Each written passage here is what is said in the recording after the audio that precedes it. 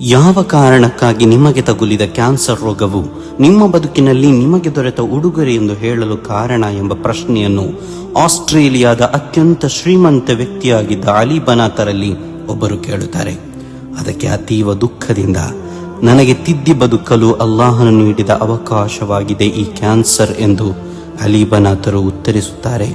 ಪ್ರಶ್ನೆ ಮುಂದುವರಿಯುತ್ತಾ, ಯಾವ ಕಾರಣಕ್ಕಾಗಿ ನಿಮಗೆ ಬದುಕಿನಲ್ಲಿ ಅತೀವ ದುಃಖ ಅಥವಾ ನೋವು ಉಂಟಾಯಿತು ಎಂಬ ಪ್ರಶ್ನೆಗೆ ಕ್ಯಾನ್ಸರ್ ಪೀಡಿತ ಅಲಿ ಬನಾತರ ಉತ್ತರ ಇದಾಗಿತ್ತು: ಸರ್ವಶಕ್ತನಾದ ಅಲ್ಲಾಹು ನನಗೆ ಮರಣವಿದೆ ಎಂಬ ಸತ್ಯವನ್ನು ನಿರಂತರವಾಗಿ ನೆನಪಿಸುತ್ತಿದ್ದರೂ ನಾನದಕ್ಕೆ ಕ್ಯಾರೆ ಅನ್ನಲಿಲ್ಲ.